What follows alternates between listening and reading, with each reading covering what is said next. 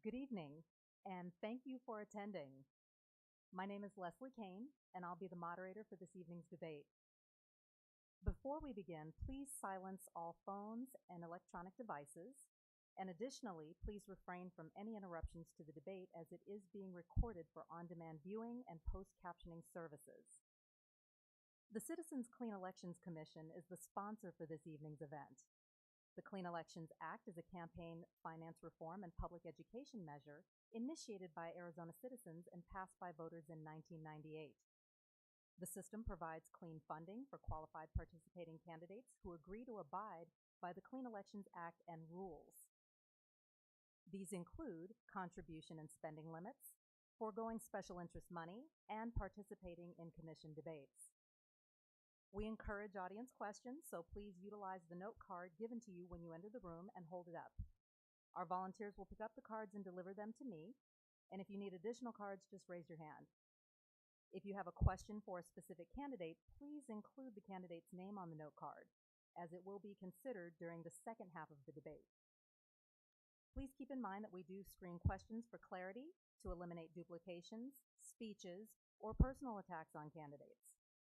This debate is scheduled for approximately 60 minutes, so we may not get to all the audience questions, but we will do our best. Tonight's debate includes 1-minute opening statements, and the first half of the debate begins with 2 minutes to each candidate to answer the same question. And then after all candidates have responded to the question, the first responding candidate will be given an additional 30 seconds. We will rotate which candidate responds first. The second half will allow a different question per candidate with 1 minute to answer and an optional 30-second comment.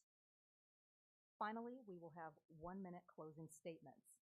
And we ask that you do remain polite to all of the candidates and give them a fair and uninterrupted hearing, no matter how strongly you may agree or disagree with anything being said.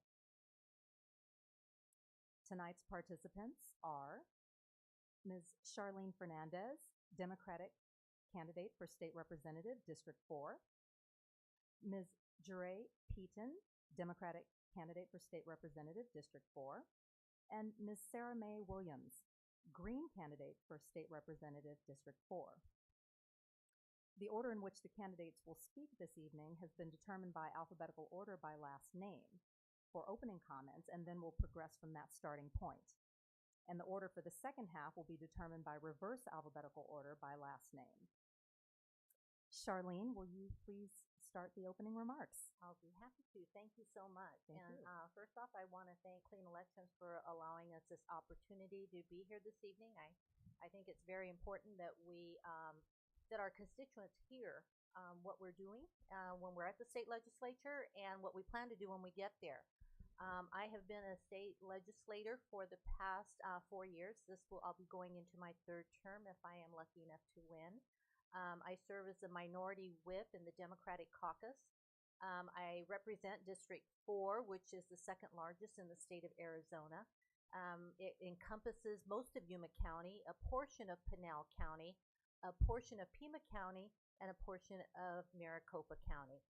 I'm proud to serve. I have a very vast background in politics, working for 2 congressmen and 1 governor, and serving 8 years in a school board here, Yuma Union High School District number 70. So I think it prepared me for this time, and I want to thank you again for allowing me this opportunity. Thank you. Jure? Good evening, and it's a pleasure to be here, and thank you all for attending. I am Dr. Jure Peaton, State Representative for Legislative District 4 as well. I live in Goodyear, Arizona, so it was wonderful to drive here.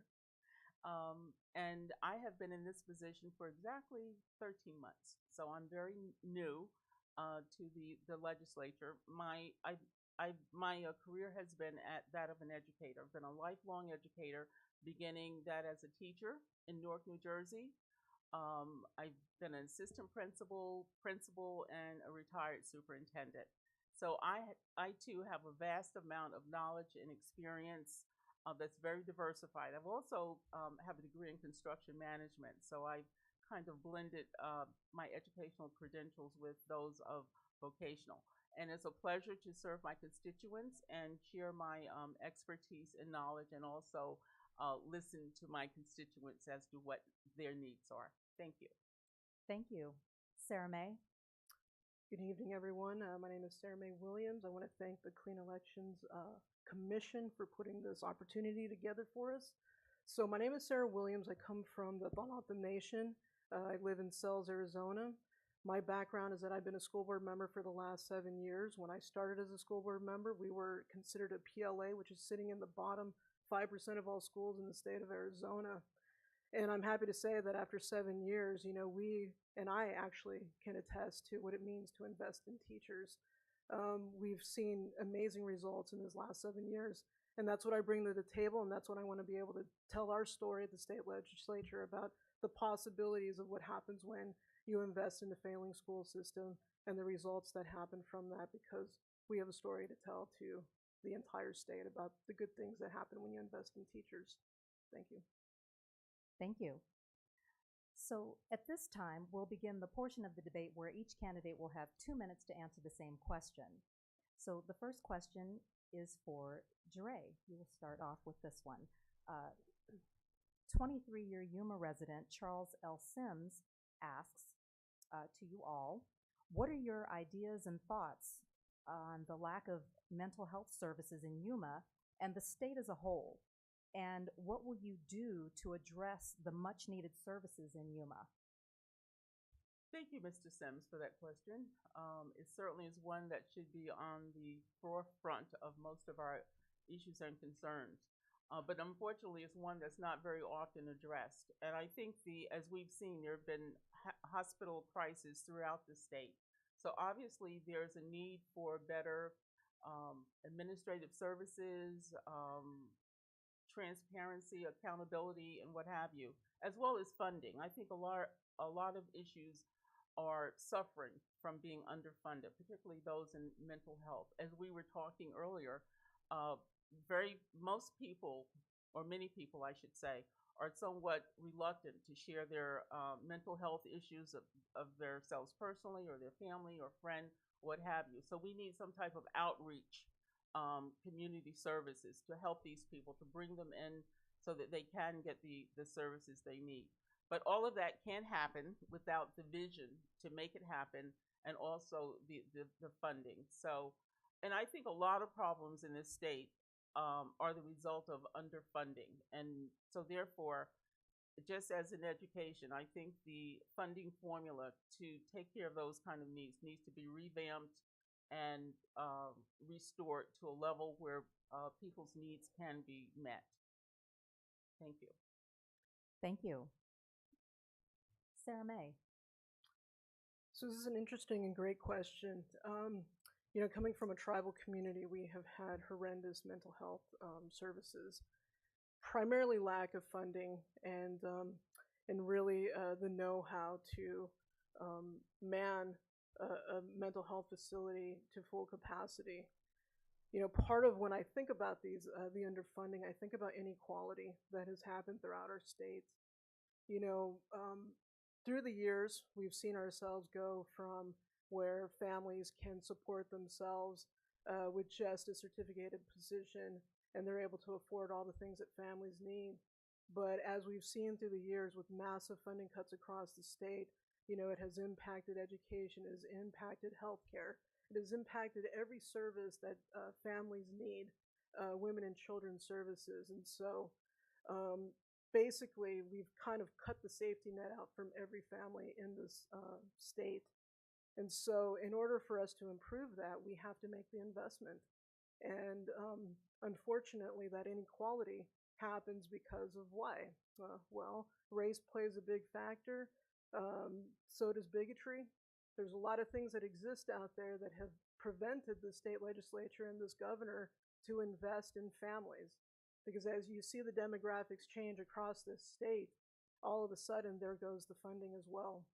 And so we need to go back to thinking about what is going to benefit all families in the state of Arizona, and we have to start looking at each other as I care about you and you care about me, and let's get these things funded. Until we have that conversation about inequality, it's going to be very hard to see improvements because it is about families. And so in order to fix mental health, you have to fix the inequality that's happening throughout this state and due to our government and the funding systems that exist right now. Thank you. Thank you. Charlene? Thank you. Thank you so much, Mr. Sims, for that question. I'm a member of the Rural Caucus, and what the Rural Caucus does is it's comprised of all the legislators that come from the outlying areas because we face many of the same problems. And this is the one thing that we do talk about is the mental health issue in the outlying areas. We have a wonderful hospital here in Yuma County, Yuma Regional Medical Center, except we don't have that component for mental health services. We just don't. The funding is not there. So if you have, an issue that has to do with mental health, you have to go to Maricopa County or you have to go to Pima County. That's the reality here when you live in the outlying areas. And rest assured, it's happening in Mojave County and Yavapai County. So it is all about funding. And when we start talking about funding, we have to start talking about federal funding, matching dollars that a lot of times we've looked at and said that we don't want to have anything to do with the federal government because we don't want to live by their rules. Well, the reality is we need their money. Kids Care was a very important example of that is when everyone in the state legislature came together to make sure that funding for Kids Care was in place so we could make sure that kids had immunization and any kind of health care that's needed. But definitely we need to start working together on the funding so that hospitals such as the one here in Yuma Regional Medical Center, the one in other areas have the funding available so that they can meet those needs. Thank you. And Jeray, your 30-second response? Well, I think when I listen to everyone's remark, the underlying issue is funding and to create facilities that can be accessible and that people can come in to get the care and help they need. So it is funding, and it's about the budget and the funding formula that we use to take care of a lot of these public health services that are desperately needed, and they're increasing. So we certainly need greater funding, and as Charlene said, federal, state, local funding. We all need to work together, as Sarah stated. So thank you. Thank you. Candidates, if Governor Ducey is reelected, how do you plan on working with him to protect Arizona's clean water? We'll start with you, Sarah Mae. So again, another good question. If he is reelected, after listening to the debates, after listening to and reading about many things that he's talked about regarding natural resources in the state of Arizona, I do worry. I do worry that there are areas, especially in tribal communities, where not so recently they've gone in and started to have a conversation about mining sacred spaces and doing it without regard to those individuals that live on the land. But when we think about water, again, it's a precious commodity that unfortunately it's unfair across the board because, again, you have citizens that pay a certain rate and you have corporations that pay another rate. And so we really need to look at everyone paying their fair share. And in order to do that, you need to hold everybody accountable. And until we do that, we're going to continue to see water waste happen, especially with our corporate entities out there. Another issue is when we think about agriculture and that investment that we're making and investing in these water-intensive crops, that unfortunately you're also seeing these crops be shipped out of the country. And so we're losing that resources by doing that. And so the hope is that we keep it here. We start to invest in crops that are not so water-intensive. And then we also need to look at clean water. So not just how much water we can hoard, but also that is that water safe for our citizens here in Arizona to drink and to utilize. So there's a lot of things that matter when it comes to water, and I hope that everything's on the table when and should this governor get back into office. He needs to have that serious talk with everyone paying their fair share. Thank you. Thank you. Charlene? Thank you. The discussion about water in Arizona should have happened about 3 years ago. And we have been pressing Governor Ducey to have those discussions with everyone. Unfortunately, it was a select few. The talks broke down and we don't have a plan. The other lower basin states along the Colorado River have a plan. They're still waiting on Arizona's. And if we don't get our plan ready, we're going to be left with less water.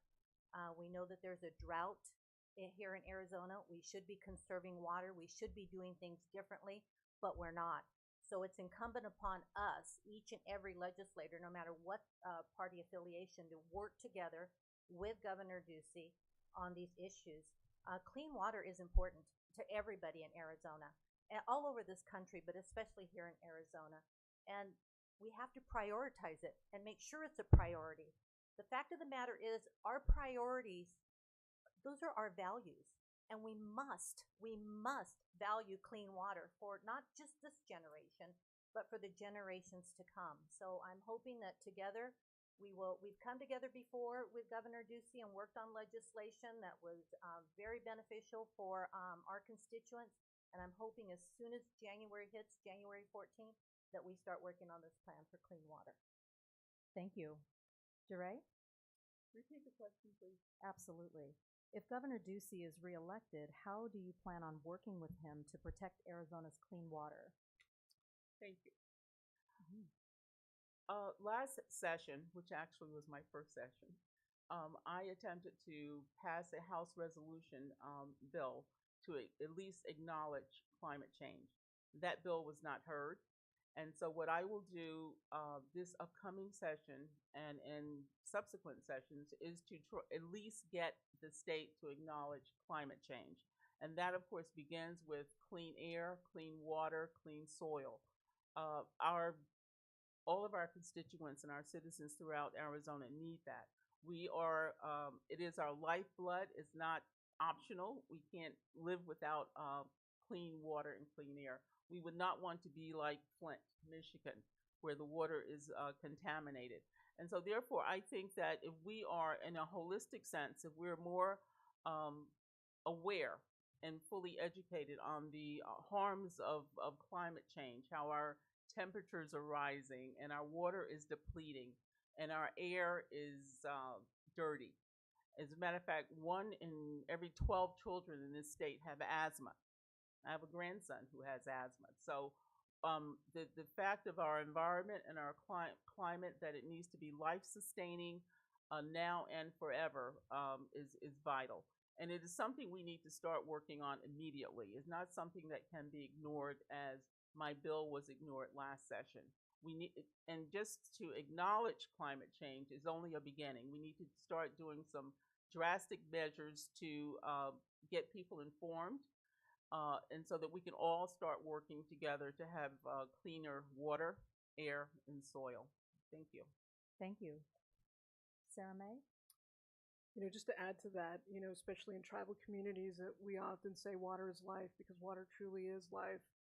And everything that is happening currently in Arizona, we have to remember that all of us have a stake in this. And so we must protect it, we must preserve it, conserve it, everything that we can do, because it's going to be the one thing that's going to have us last for future generations, is to take care of the resources that we have here. And so it's not just about hoarding water, but clean water as well. Thank you. Thank you. And Charlene, we'll start with you for this next question. It's said that 1 in 4 children in Arizona lives in poverty. If elected, what would you do to reduce, if not eradicate, poverty in Arizona? Those are really grim statistics and very accurate, because we see it every day. We see the need for it in many of the programs that we used to offer here in the state of Arizona. We used to have a TANF, that would temporary assistance for needy families, where we would just simply give a family $300 a month so they could buy groceries. And we know that's very minimal. That was for 5 years. They could, as long as they qualified. We brought it all the way back down to 2 years, and they had to work the parents had to work, and if the parents didn't meet the criteria, they cut the children off. And I think where a lot of children are suffering, because we put these regulations on the parents. It's not the children's fault if the parents aren't adhering to every single one of the regulations. So I think it's important that we make sure that we have a safety net. I think Sarah Mae mentioned a safety net for all these children that may not get a warm lunch, a warm breakfast, healthy food. We need to make sure that our schools are equipped to serve kids that need a breakfast and a lunch. I know that many of our schools are free and reduced lunch. We have to make sure those safety nets are in place and continue to make sure the funding is there for those issues. Thank you. Jeray. Okay, those are dire statistics. And as an educator, I feel that having a quality education will help to prevent poverty. It would allow parents and providers to get better jobs, not just to become part of the working poor. I had a discussion with someone about that yesterday. To just get a job is not sufficient. That does not allow a family to live a quality life. And many times they're working, but they're part of the working poor, and they're not able to even live from paycheck to paycheck. So I feel that being proactive and preventative, and if this state could improve their educational system and help parents and all citizens get better paying jobs, it would help to alleviate poverty. But as Charlene said, we have many programs that should be fully funded to help students. But in the meanwhile, I feel that if we can encourage people to invest in themselves, to get better education, to get higher paying jobs, it would help them rise themselves out of poverty. As my mom always said, sometimes you have to do what you have to do until you can do what you want to do. I know at one point I was working multiple jobs until I could get a better job. So we can help, but education, I feel, is the key to help move families out of poverty and to stop that downward spiral of living in poverty, living on welfare, and help them to get better jobs. But the state must first begin to invest in education to make that happen. Thank you. Thank you. Sarah Mae, your thoughts? So again, another question that strikes home right to my heart. You know, unfortunately, if you listen to the debates that are happening across the state, they often talk about education like it's a commodity, like it's some kind of corporate endeavor. And unfortunately, we have forgotten what education is all about. It's hope. And we forget that that's the one thing that allows those families that have struggled all their lives to get out of that situation. You know, until we start restoring hope again into our families, and that means making that investment in our school systems. Until we do that, we're going to continue to see ourselves fall deeper and deeper into a hole. I know that because our schools were, like I said, sitting in the bottom 5% of all schools in the state of Arizona. And so rather than run from that, I joined the school board. And I will tell you that after 7 years, we are now a B, C, and D school system. And I say this to you because I know that it's doable when you make that investment. So when I started out, we were paying $31,000 for teachers annually. We are now paying $51,000, and we're using that and utilizing impact aid. I say this to you because it's a model that if the state saw the things that we were doing, that hopefully they would make that same investment because, again, it's about our children. And if our children are going to succeed in the future, you need to restore that hope. You need to start reinvesting in families again. And that's something that we have stopped doing. And like I said, it's an inequality thing because we see no value in each other. And until we start seeing value again, we're going to be in the same situation that we're in. You know, there is a thing at the state legislature that you need a supermajority in order to have funding increased.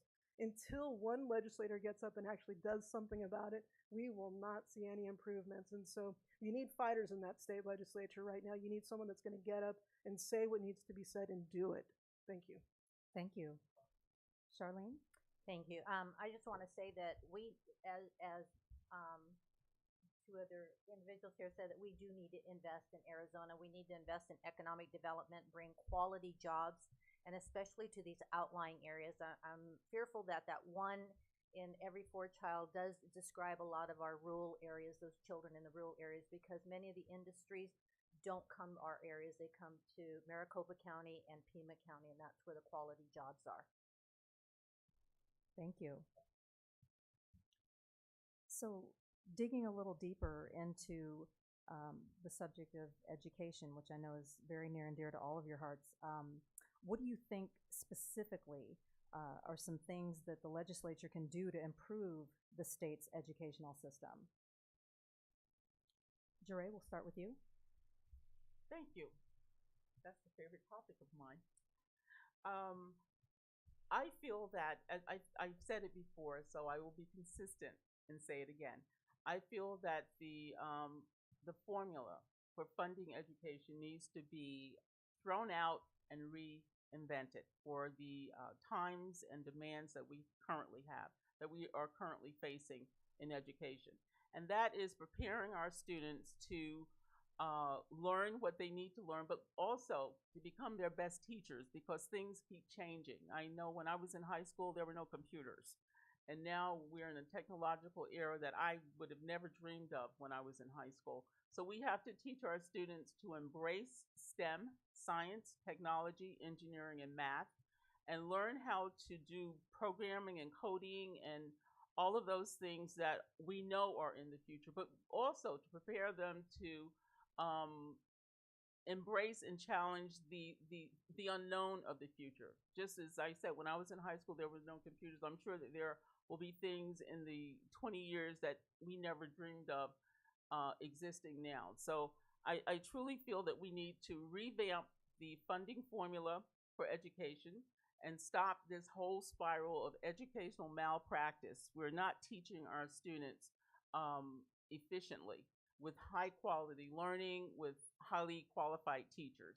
So in order to improve education, as I think we've all said, and we're consistent with that, we need to start investing in our students, investing in their education.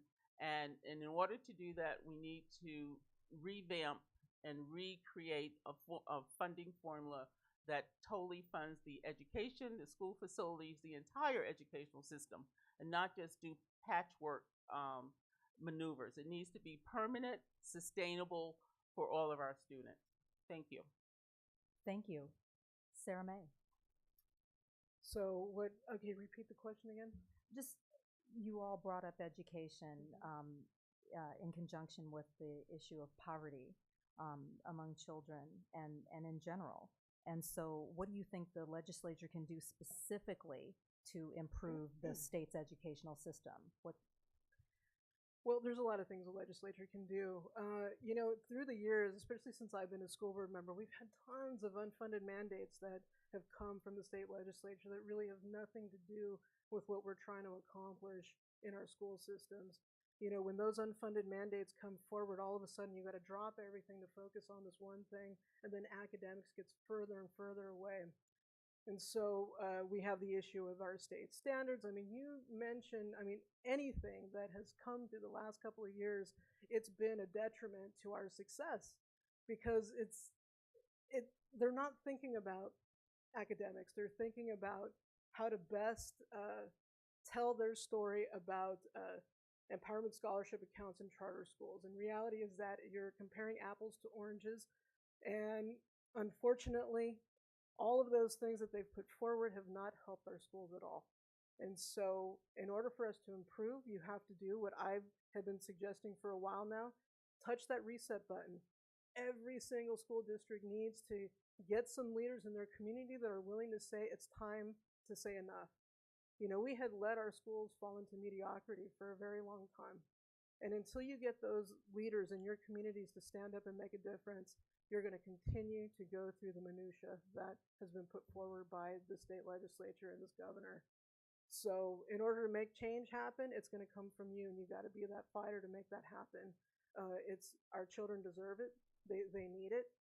When we talk about poverty, in my own schools, we have a resource center because we offer, a diaper bank, food bank, clothing bank, because even with the free and reduced lunch, they still need more in our households. And that's the sad reality for most schools across the state, is that the poverty needs to be a factor when we're talking about school funding. It needs to be part of the entire solution. Thank you. Thank you. Charlene. My big mantra is tax credits. We need to start looking at what we're doing with tax credits. We're giving away so many tax credits per year in the state of Arizona that it equals millions of dollars. And the strange part of that is that we owe public education $984 million. So if you wonder where that money went, just look at the tax credits. We cannot continue to sustain two systems. We have a public school system that we are mandated by the state constitution to maintain. But now we've got a private school system and a charter school system that we've decided we can fund that. Evidently we can't because we owe public education $984 million. There are so many tax credits, not just tax credits that as one of my constituents can give to the school that you like, but there's corporate tax credits that are just adding up to millions and millions of dollars per year. So I also look at the prison industry. The prison industry right now in the state of Arizona, their budget is about $1 billion. And that doesn't include the ancillary, healthcare and all of that, just $1 billion budget. Yet we owe our public school system $984 million. That is almost $1 billion. So we need to look at where we're spending our money and start deciding where we value. What do we value? I think we value the future of Arizona, and that's with our public school kids. Thank you. Jeray, your final thoughts? I think we're all on the same page. We need to have a fully funded, comprehensive educational system. That system cannot, as Sarah said, we need to push the reset button and start over, because obviously what we're doing has not worked for the last 25 years. I think I read a statistic in the last 25 years, we have lost $4 billion, as Charlene said, from tax loopholes and waivers and that kind of thing. And it has just depleted the educational budget. So we need to have a comprehensive system that's not comprised of patchwork Band-Aid solutions. Thank you. Thank you. And we've got a question from an audience member whose understanding is that Governor Ducey had mentioned that recently in a debate that Arizona is 16th nationwide in teacher pay. So what is your understanding of where Arizona ranks in terms of teacher pay? Sarah May? Wow. We're nowhere near that, I can say that. Bobby Huber Unified, like I said, we offer $51,000, and that's for starting teachers. So that's our base pay. We are number one in that right now. So imagine the rest of our schools who are still offering probably I'm going to say the late 30s, early 40s is what they're offering right now. And I was reading this post on Facebook, and a woman said, hey, how dare these teachers complain about pay, because I was making $15,000 in the 80s. And then I go, okay, why don't you put that through an inflation calculator, because you're probably actually making the same, if not more. And that's the sad thing, is that people are using this logic from a long time ago, and they're not applying it to now. That you have to think about teacher pay and all the funding that they get taken out of it for state retirement, for benefits. All those things make an impact, so that by the time they get their pay in the end, it's reduced down to minimal. We're not making what the rest of the states are making, unfortunately. And in order to improve that, we have to, like Jeray said, we got to just dismantle it and start over again. And part of me thinks, like, as we have this reduction of teachers across the state, sometimes I think, I don't really think there's a reduction. I think what has happened is that we have watered over with charter schools and everything else, that now you have charters that are 10 students per class or whatever, and then you have the public school system that has 40 students in a class. And so what has happened is that you've just spread it thin, unfortunately. And now you have, although I will say now you have flight now, because now we have teachers that have no credentials whatsoever teaching our schools, in our school systems right now. And so all of those impact pay. But I can tell you right now that we are not 16th in the country. We are well below that. Thank you. Thank you. Charlene? Again, Governor Ducey is so out of touch. We are not 16th in the country in pay.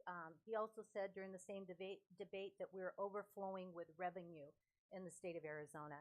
If we were overflowing with revenue in the state of Arizona, we wouldn't have to sweep from other agencies to balance the budget at the end of the year. Many of you know that we borrowed that we won't pay back either, $30 million from the Arizona Department of Environmental Quality. This is an agency that makes sure that we have clean water and clean air. We took $30 million away from them. We used to have a healthy insurance trust fund.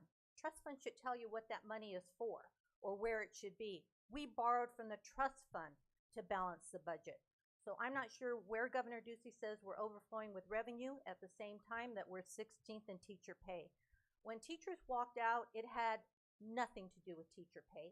It had everything to do with falling down classrooms with kids, 31 kids with 30 desks. That's what was happening, and that's why they walked out. But we do have a problem with teacher retention. There is a recruitment problem. We don't have enough teachers. I just visited a high school, one of the great high schools here in Yuma County that I represent, and 50 teachers in that high school are not certified. So what does that tell you? If we were 16th, they would be clamoring to come over here and teach. That's unfortunate that he thinks that, and I think we need to set him straight. Thank you. Jure. Okay, to continue along those lines, if we were 16th in the nation in terms of teacher pay, we wouldn't have over 2,000 teacher shortage in this state, and that's currently what we have now. Over 2,000, there's a lack of over 2,000 qualified teachers to fill the classrooms. And I think just before the Red for Ed movement, the statistic that I heard that we were 51st in the nation, not 16th. And I don't know exactly what pinpoint in time he's coming up with a statistic of 16th in the nation. But I've never heard that. I haven't seen it. And there is a drastic teacher shortage. And that, once again, is educational malpractice. If we cannot provide our children with highly qualified, committed teachers, we are contributing to their demise. We are filling the from school to prison pipeline because they will not get a quality education to live a quality life.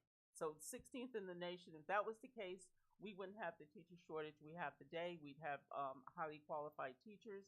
And I know as a principal and superintendent of schools in my previous life, I've always had a difficult time recruiting teachers to come to this state.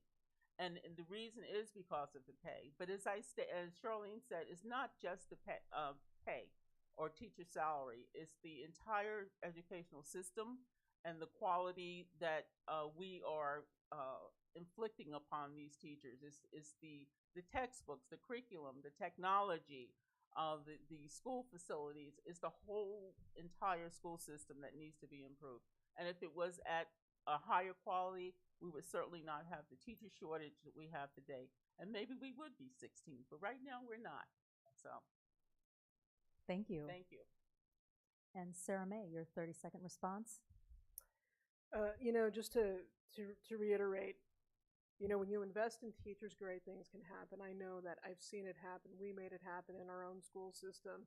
When I was testifying against ESA's empowerment scholarship accounts, they didn't want to listen to that story because they don't want to hear that a public school system can actually fix itself. And I'm here to attest that you can.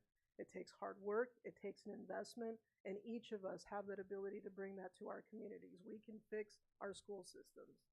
Thank you. Thank you. Next question. So, if elected, what would be your top priorities and what would be the first piece of legislation you would want to submit? Charlene? I'm already working on some legislation, and obviously, and you can hear it from the three of us, public education is first and foremost in our minds. I have this piece of legislation because, as Sarah said, it's not just a paycheck where you get paid a certain amount. It's your retirement pay. It's your health insurance. It's all those things you have to pay that brings the pay down to something very substandard. So I have this idea of teachers being able to buy into our health insurance plan through the state of Arizona. And that way it would bring the cost down. Maybe they would realize a little bit more in their paycheck every 2 weeks. I've kind of vetted it around a few teachers and they thought it was a great idea, and so do I. I think we need to do those things. Anything that will at least put more money in the pockets of our teachers. The 20 by 20 that Governor Ducey proposed at the end of our session this past year, after we had over 50,000 people in red come to the Capitol. we don't know if that's going to happen. It was a rosy forecast that we heard from him, but the problem is he cannot decide what future legislators can do or the legislature can do. When we go back, it's the slate is cleaned and we start all over. I am hoping that we can make good on that promise. I am hoping that our teachers will realize a 20% raise. But as I said, it's not just about teacher pay. It's about investing in the classroom. Thank you. Jure, What do I intend to do?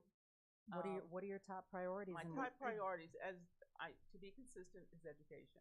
And as I said, I think it's very complex and comprehensive, and it's certainly a very deep problem. But to reinvent the educational funding formula, but I don't think I could do that. I think that takes a lot of steps. It takes incrementally.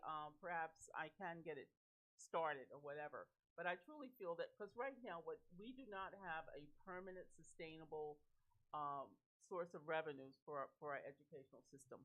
And I feel that we need to look at how schools are funded, the tax structure, the federal grants and the federal funding, state funding, local tax structure, all of that needs to be revamped and reconfigured so that it truly serves the needs of our schools and our constituencies. But I think that's a long-term goal. I don't think it didn't happen overnight, and it certainly isn't going to be solved in one big bang. So I will have to work with all of my colleagues in the House and experts who are expert at financial formulas and what have you, and just see how we can start, at least make some sort of headway with that to create a permanent, sustainable funding source for education and stop the piecemeal patchwork Band-Aid solutions that we've been coming up with, because they're not sustainable. Thank you. Thank you. Sarah Mae? So as I said before, the legislature's hands are tied right now because there are all these mechanisms that have been put in place that prevent us from actually taking in more money, like taxes and whatever, all kinds of other revenue sources. And that's the biggest key to making the change is you need to address all those things that have the legislature's hands bind right now in order to make those revenue sources a reality. And do I believe that that's possible? I do, actually, because we have no choice. Like I said, we have cut every safety net from our families from beneath them. We have cut everything, actually, so that we are in this big hole now. And the only way to get ourselves out is, I hate to say it, but we have to start looking at taxes because there's no other solution. In order to make those investments right now and to pull ourselves out of the hole that we're in, we need to make taxes available to be able to do all those things across the state. Nobody wants to talk about it, but we have to. And that's the problem right now is you have a lot of legislators in there that are towing their line, Republican, Democrat here, but no one is coming to the middle saying, you know what, it's time to finally get those things addressed and let's move forward because we have to do this. If we're really truly going to invest in ed, well, you have to start looking about how we're going to take those dollars in. It's not just something that's imaginary going to come out of the sky. You have to make that commitment. We have to make that commitment to each other. Are we willing to make the investment in Arizona families? And are you willing to do it, even if it means higher taxes? So that's the reality. Let's put it on the table. Let's get this addressed because it's the only way we're going to make improvements across the entire state. Because we all deserve it. Our families deserve it. Everybody deserves it. I was going to say something, but I can't say it. It's just, again, it's like when you see your children and their babies, you have dreams for them. You know how to make those dreams happen. That's what we have to do. We have to make the investment. We ought to commit to it. Thank you. Thank you. Charlene, your 30-second response? 30 seconds. 20 plus years of tax cuts is what got us into this problem right now that we're not able to sustain funding for public education. We thought we had a plan. Over 250,000 people in the state of Arizona signed an initiative that should have been on the ballot in 2018 that would have generated over $600 million that would have been dedicated to public education. Something's wrong here. We need to start looking at the people that we elect to office because this was a travesty what happened. Thank you. Well, at this time, we will transition to the second part of the debate, where each candidate will receive a separate question with 1 minute to respond. And additionally, the other candidates will have an optional 30 seconds to address the question. And remember, you may still submit questions via note cards and direct them to specific candidates. Just write the candidate's name at the top of the card. And the first question is for Sarah May. So, Sarah May, besides tax incentives, what else can the state do to attract more jobs and new industries? Well, we're looking at an initiative right now, the Clean Energy initiative that's on the board right now. Man, what a great opportunity to invest in something and more jobs to be created in our communities, and it's clean. Those are the things that we need to be looking at, that right here in our very own state, there are possibilities of transitioning to cleaner energy, to more sustainable economic development. Almost every community has to start thinking about their future as a community, and the only way you do that is when you start investing, like I said, in more sustainable practices. So that's how you create jobs. That's how you start looking at technology and all those great things that can benefit, because let's be real, there's some practices out there that are dated, that need to be improved upon, and we need to start having that conversation now. Thank you. And Charlene or Jure, would either of you care to chime in for 30 seconds? Go ahead. Please. I totally agree with Sarah May. We can look at creating a clean energy and switching to more solar and more alternative sources of energy. Our state only uses about 6% of the solar energy that we have, which means there's 94% that we're not using. And if we were able to harness that solar energy, wind power, and all of that, our electric bill here in Arizona during July and August would not be in the hundreds of dollars. But we need to stop and start investing in clean alternative energy. Thank you. Thank you. Charlene? Definitely so. But in my time at the legislature, we have talked to many businesses. Again, going back to tax credits, they tell us, no more tax credits. What we want is quality public education so we can bring workers here. Many times when an industry moves to Arizona, the family stays somewhere else because of the reputation of our public education system. Thank you. Next question is for Jure. What changes, Jure, would you recommend to ensure safety in schools and other public places? To ban assault weapons. I've been saying that, and I know that that's a biggie. But I think this entire country needs to ban assault weapons. We do not need weapons of war in our streets and in our schools. What we're doing is making our schools killing fields. It's amazing how we made that a normal somehow in this country, which is truly tragic. That should not be the norm. Massive shootings and children who are shot in school, in class, trying to sit under their desks. So ban assault weapons. And also, I was a principal up in Pinon on the Navajo Reservation, and one thing I did do that had not been done before was to put a security system coming into the school. So to be proactive, we can create a system, but I think the overall underlying thing is to ban assault weapons. Thank you. And Sarah May, Charlene, would either of you care to chime in for 30 seconds? Sure, I'll go. Unfortunately, there is a lot of rhetoric about guns itself, but reality is that we have a lot of issues that are happening within our communities, and a lot of that, again, it's in high poverty communities, and so there's a lot of individuals, especially children, that feel unsafe, and so it's investing in programs that are going to allow those children to get whatever is happening within them out. And I can't. I wanted to elaborate on that, but I can't. Thank you. Thank you. Universal background checks. Guns should be in the hands of responsible individuals. Thank you. And next question, Charlene. what is your position on restricting or adding eligibility requirements for social welfare programs like WIC, SNAP, et cetera? Thank you for that question. I think I answered it earlier. I don't feel comfortable penalizing children for what their parents do or don't do. A parent that doesn't make it into her appointment at a certain time because of transportation, because of childcare, can certainly be taken off one of those programs. And it's through no fault of the child. Actually, it's through no fault of the responsible parent when it comes to transportation, especially outlying areas that don't have public transportation. But I'm you know, very much, do not want to penalize children for what their parents do or don't do. Thank you.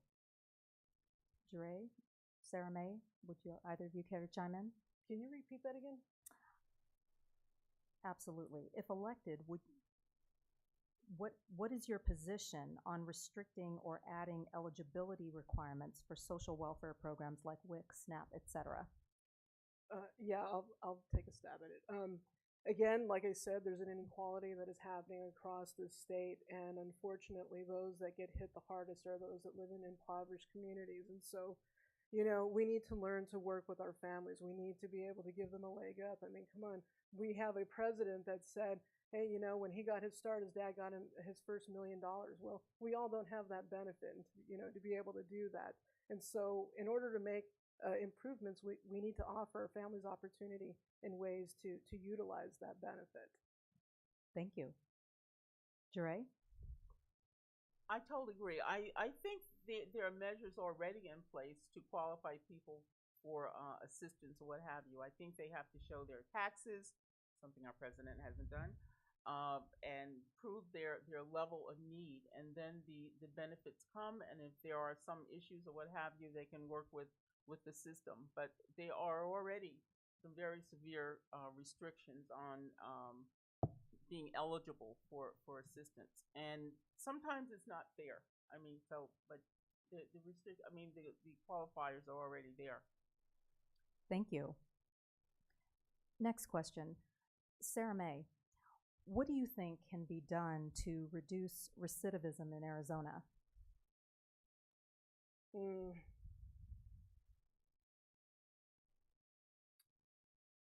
I'm at a blank right now. I'm sorry. I'm going to have to pass on that one. No worries. Would either of you ladies care to chime in? Yeah, I was wondering if we could do that. Thank you. To reduce recidivism, first of all, I think that someone who's incarcerated should be in there to be rehabilitated. And right now, that's not happening. Inmates are often subjected to slave labor. They're working for 30 cents, 50 cents an hour. They're not being educated in some specific skills. I know Rio Salado College has a program, but if the inmate is in that program and then they're pulled out to work at a poultry farm or something like that, they're pulled out. So we need to really start rehabilitating the inmates, not just using them as slaves. Thank you. Charlene? Something I just learned yesterday. By the way, we have over 40,000 individuals that are incarcerated here in Arizona, one of the highest in the nation, if we want to talk about having one of those, number one in the nation moments. But right now there's millions of dollars that are available for a program, to reduce the recidivism rate here in Arizona. The problem is it's been added to the Department of Corrections budget. And we've talked to the governor's office about moving that outside that realm, because for someone to be incarcerated and at the same time to reduce that rate, it doesn't seem to go hand in hand. Thank you. Jure, what plans do you have to make Yuma and Arizona safer for the gay community?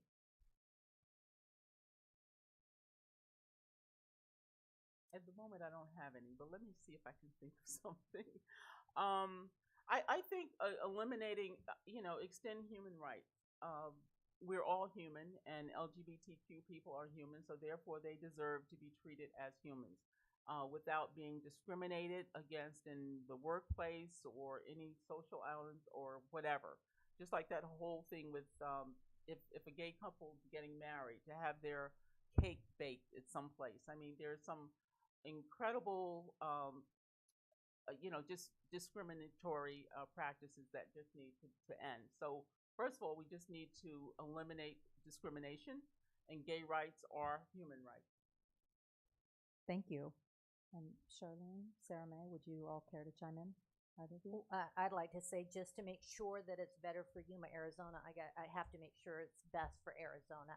And that's passing legislation to make sure that if a gay couple wants to adopt a child, that they're able to. As my seatmate here said about, any kind of business that they want to go into, that they're not discriminated against.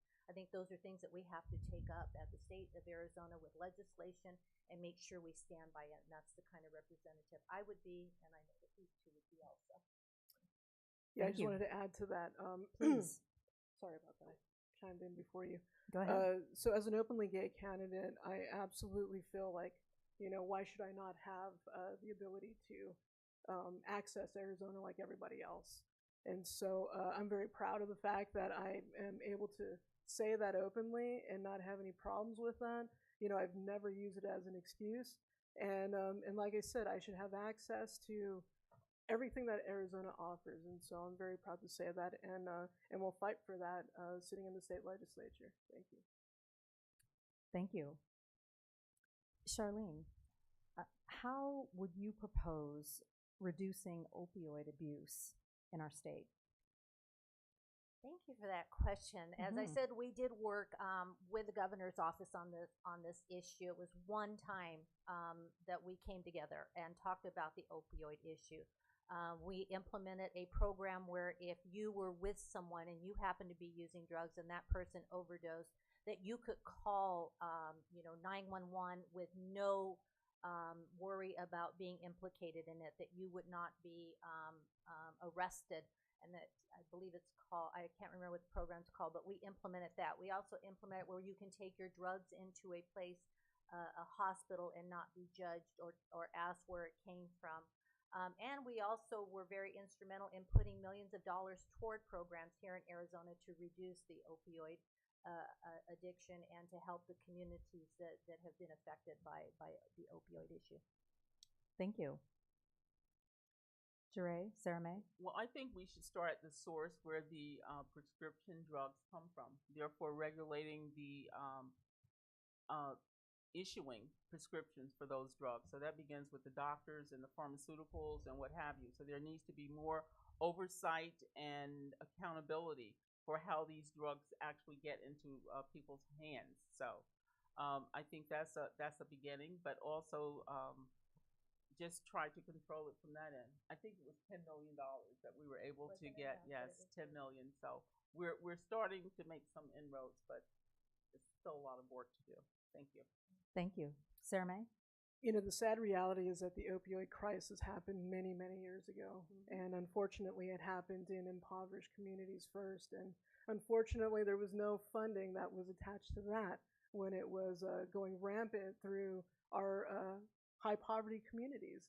And so now all of a sudden it's a crisis. And that's the sad thing, is that, that funding should have been spread out years ago.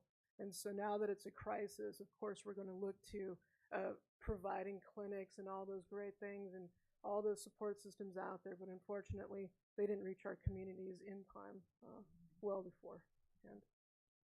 Thank you. Sarah May, as a legislator, what will you do to combat the special interest and priorities of such groups, any lobbyists or special interest groups? Well, I feel as a candidate, I'm already doing it. I'm not taking any corporate dollars. I'm not taking any PAC dollars. And that's important to me. In fact, we probably have one of the most micro budgets out there. You see, I'm printing my stuff on paper because the truth of the matter is that I really don't even think that you should be spending thousands upon thousands of dollars on elections. Coming from a tribal community, I will tell you that we vote for people and who they are, not from which party they come from. And so in order to combat that, you have to do away with all of it. You can't take prison industry dollars. You can't take any industry dollars that are going to make it appear as if you are voting in line with them. So stay away from it, steer clear from it. Let's start focusing on the issues as a group, but all parties And let's get back to that instead of saying, okay, let's just focus on this one thing and who stands to make money out of this. That's the issue that needs to be addressed. I mean, we just saw it happen with our charter school system recently. People are making millions of dollars on these decisions. Thank you. Thank you. Jure? I think one thing is to make everything transparent and hold everyone accountable, to declare who your donors are, to the amount, and trace the source, so that we do keep dirty money out of the elections. Because I agree with Sarah May. There has to be some ceiling. It seems like there is none. I mean, the campaign budgets seem to go up and up and up, and which makes no sense. We really don't need to invest that much money into campaigns. So, accountability and transparency. Thank you. Thank you. I Charlene? think, unfortunately, since the Dirty Money Initiative also was taken off the ballot, as legislators, future legislators, that it's incumbent upon us to make sure that our colleagues write legislation, that we promote legislation that talks about dirty money. Thank you. Jure, what are your thoughts about how we can maximize our use of renewable energy, be it solar, wind, hydro, et cetera, in Arizona? Well, since we're only using 6% of our solar power, obviously there is certainly room for improvement. And I think the initiative is to increase renewable energy by 30% by 2050. But I think we really can do more than that. I know a lot of school districts, businesses, or what have you, you see solar panels everywhere. But to create more incentives for people to invest in solar energy, or if you live, I know when I lived in Pinyon, the wind was incredible there. I always thought if I had a windmill, we wouldn't have any electric bills. But to create incentives for ordinary citizens to harness the solar power that we have, and it's there. And I just put solar panels on my house last year, but APS, am I allowed to say that? But anyway, they restricted the number of panels I could put in to have installed. So therefore, I have not been able to maximize the amount of solar power I can harness. So that restriction needs to be gone so that we can totally use our solar power. Thank you. Thank you. Charlene, Sarah, Well, you want to chime in? I was born and raised here in Yuma County, and I know we have a lot of sunshine, and we should be taking advantage of it. Not only should we be the solar capital of Arizona, Arizona should be the solar capital of the country. We have, sun over 300 days out of this year, and, we could create some clean energy, and I'm excited about this initiative that's going to be on the ballot, Prop 127. Thank you. So I was just going to Sarah? say that it's just good business. I mean, for the consumer, we all deserve to have some funding breaks when it in reality, it's like if you invest in this clean and renewable energy, think about the future where you might not have to pay for that in the future, And unfortunately, we've gotten into this whole idea of everything needs to be bought and sold, and I think we need to get away from that and start thinking about people and start thinking about, how can I save you money in the end? That way, you can survive in this world right now. And it's getting tougher every day. Thank you. Thank you. Charlene, what is your position on the legalization of recreational marijuana? I am very much in favor of it. I have spoken with a speaker of the House in Colorado, and I asked her to give me some information on what's actually happened in Colorado, because obviously we hear the horror stories. It has brought great revenue into their state, and the safety concerns, the public safety concerns, are not what we've been hearing. They've been able to invest in public education. They've been able to invest in infrastructure. They've been able to invest in economic development through the taxes of the recreational marijuana. Right now, marijuana is being sold here for medicinal purposes, but we're not able to tax it right now. And I think we need to start talking about where that money should be going and how it can positively affect Arizona. Thank you. Jure, Sarah? Well, I'm a staunch supporter of marijuana, recreational, medicinal.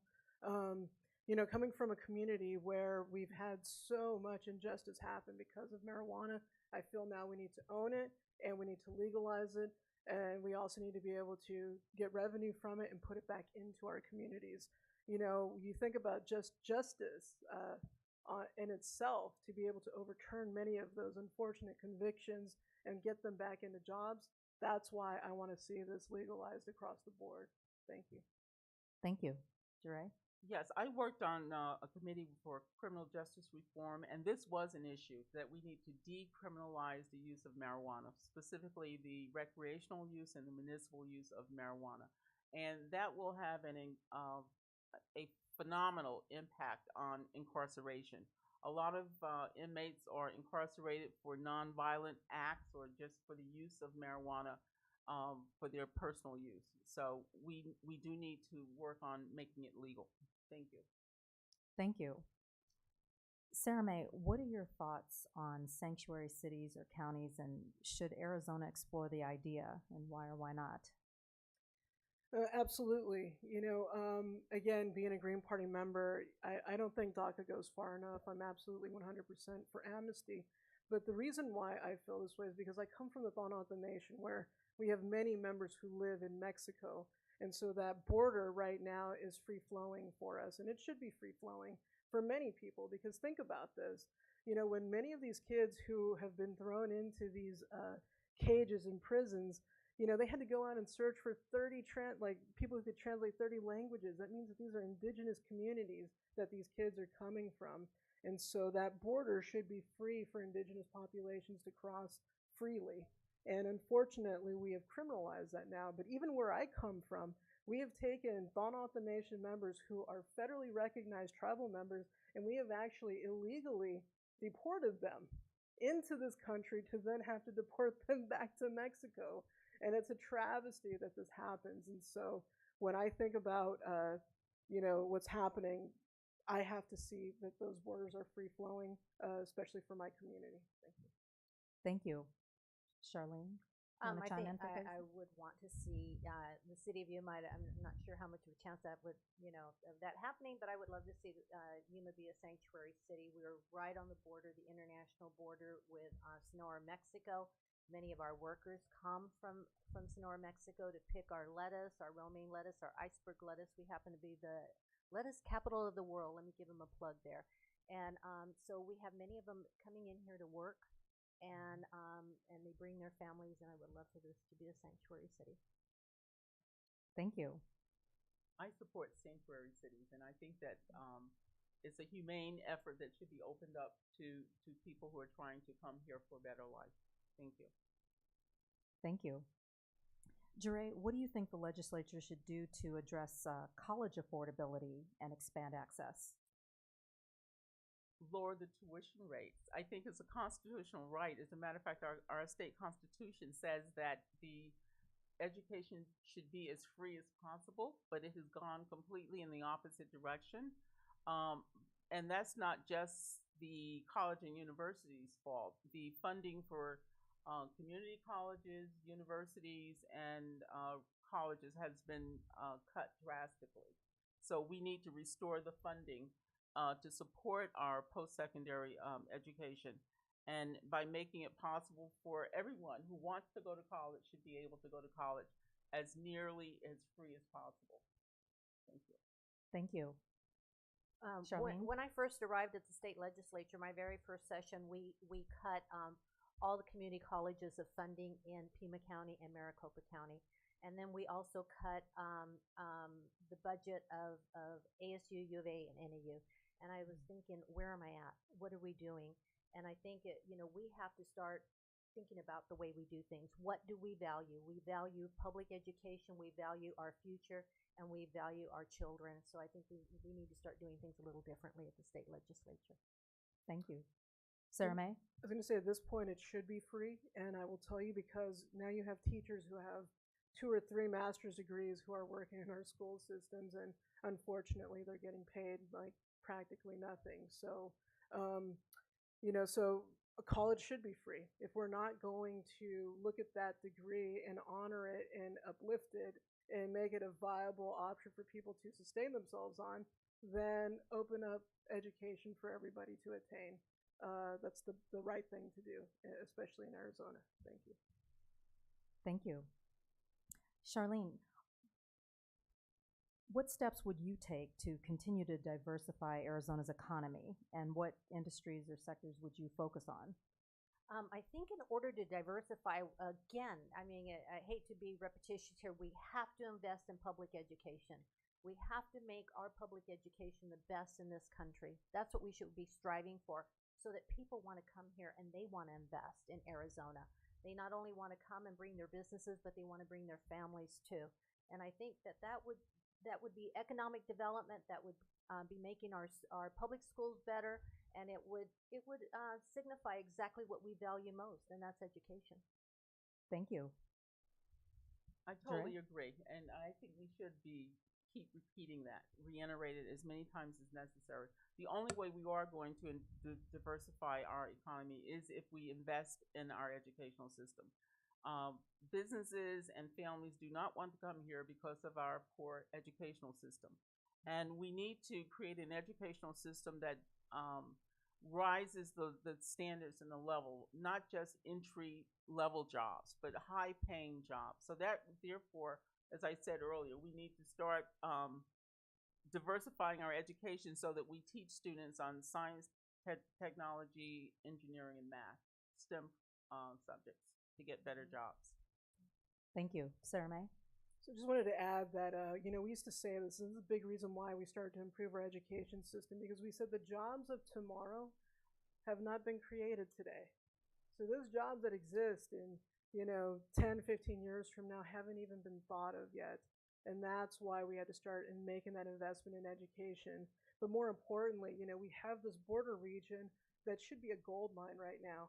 And so we should be looking at that as an opportunity, because when I've gone to Sonora, Mexico for research and meetings, they are investing in education and technology, and they are going to surpass us if we don't do something about it now.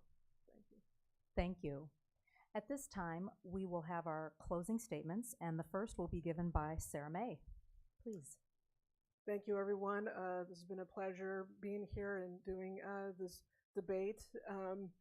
So I'm running for state representative, and it's exciting to be able to do this. I feel I come from a community that has been neglected, not just by the state, but even from the legislative district. We have a story to tell. There are great things that are happening. In fact, there are great things that are happening all throughout our legislative district, and unfortunately, we have not bridged our communities well enough. And so as a tribal community, like I said, there are great incentives that are happening just in our area that we can spread that wealth amongst all the communities in Legislative District 4.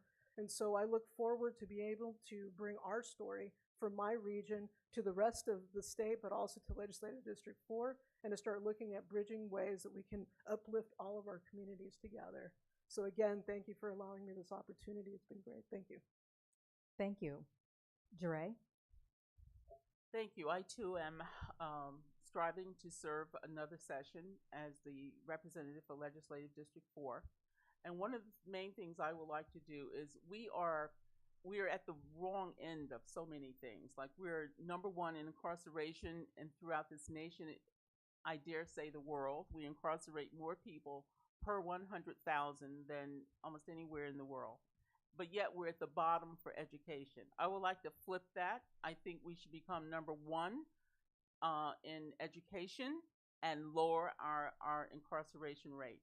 And the magic to doing that is through education. We need to start creating a better educational system for all of our citizens, and allow them to get that specialized training they need to increase the quality of their life and have a more prosperous lifestyle. Thank you. Thank you. Charlene? Well, thank you for having me this evening. I want to throw out a few numbers here. In this last session, 1,329. That's how many bills were brought forth, were introduced. 1,329. 369 of those made it to the governor's office. And of those 369, 9 Democrat bills were signed.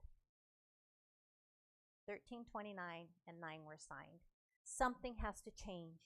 We talk about incarceration rates, we talk about public education, we talk about infrastructure. We need to start electing people that care about the state of Arizona, that came from here, that love it here, that want to see the best for not just today and not just tomorrow, but for our grandchildren and their children. Those are the people we need to elect so that we don't have 1,329 bills that aren't addressing what's happening, the high incarceration rates, the teacher pay that is ridiculous, the classrooms that don't have enough desks, the ceilings that are leaking. Those are the things we have to do. We need to be diligent and vote for the right people. Thank you. Thank you. And to all of our candidates, thank you so much for participating in our forum. And to our audience members, thank you for coming out and taking the time to inform yourselves before voting. And we encourage you all to visit www.azcleanelections.gov/voter dashboard to give you a more customized experience to find information on the general election, the candidates, and the issues, and also to view this debate on demand. And we ask that you also please fill out the debate evaluation form and return it to one of our volunteers, as your feedback is very important to the commission and will help to improve future debates. And thank you all for coming tonight. And you're welcome to stay and speak directly with each of the candidates. Have a great evening.